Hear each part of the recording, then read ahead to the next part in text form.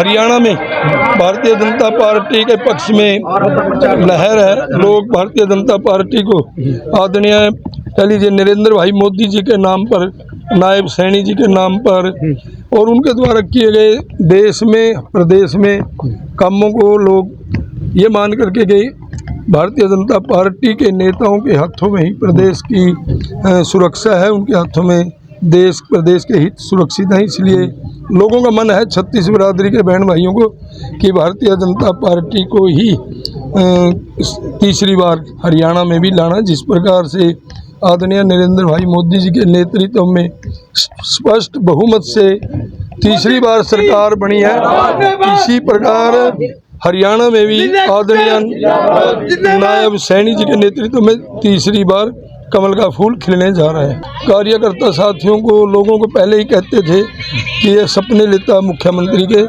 और मैं इसके खुद की टिकट भी देखना कब मिलेगी, कैसे मिलेगी। और आपके सामने है, इसको बड़ी मुश्किल से हाथ पैर जोड़ करके अपनी एक टिकट लेकर के आया।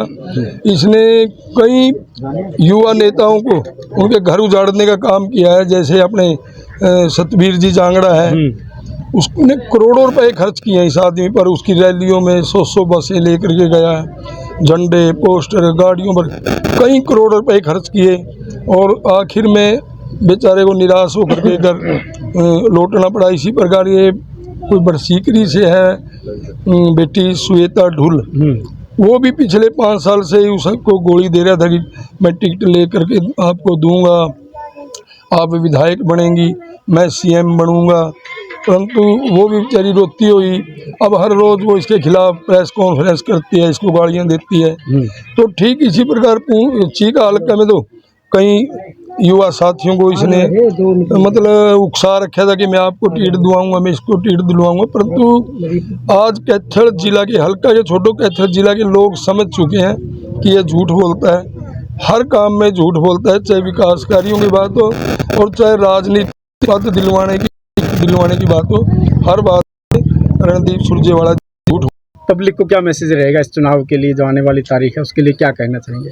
हम तो छत्तीस बिरादरी के बहन भाइयों से यही कहेंगे कि आपने कांग्रेस के 10 साल के कुशासन को झेला है, किस प्रकार से शहरों में अराजकता का माहौल था, किस प्रकार से ये बड़ी बात करते हैं दलितों की, किस प्रकार से कांग्रेस के राज में दलितों पर अत्याचार हुए, चाहे गोहाना कांड था, चाहे मिर्चपुर कांड था, अनेकों जगह इस प्रकार के कांड भी हुए, बड़े बड़े युवाओं के मर्डर हुए कांग्रेस राज में।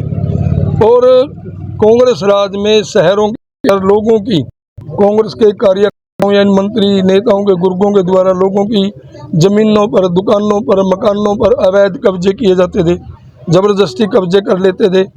पिछले 10 साल में से भारतीय जनता पार्टी की सरकार आई है, बड़े से बड़े एनडी से एनडी आदमी की हिम्मत नहीं है किसी की जमीन, दुकान, मकान, प्लाट की तरफ आंख उठा करके भी देख ले। आज हरियाणा की जनता पूरे तौर पर अपने आप को सुरक्षित महसूस करती है। तो इसलिए लोगों को क्या चाहिए, लॉ एंड ऑर्डर और सरकार की नीतियों का घर घर तक लाभ। आदरणीय नरेंद्र भाई मोदी जी ने हमारी बहन की तकलीफ को समझते हुए 8 करोड़, 8.5 करोड़, 9 करोड़ के लगभग घरों में सरकार की तरफ से गैस सिलेंडर, चूल्हे, किट्स फ्री देने का काम किया। मोदी जी दिल्ली में बैठकर एक क्लिक दबाते हैं, एक बटन दबाते हैं, हिंदुस्तान के 14 करोड़ किसानों के खाते में हर तीसरे महीने 2-2 हज़ार रुपये, 3-3 हज़ार रुपये हो जाते। अभी 2-3 दिन 4 दिन पहले EMP बोलते हैं उसको हटा लिया है। अब किसान को उसकी फसल के ऊपर प्रति क्विंटल 200 से 500 रुपये ज़्यादा प्रॉफिट मिलेगा, लाभ मिलेगा। किसान को प्रति 20-30 हज़ार रुपये पर किले का धान की फसल में फ़ायदा होगा इसका EMP हटाने से।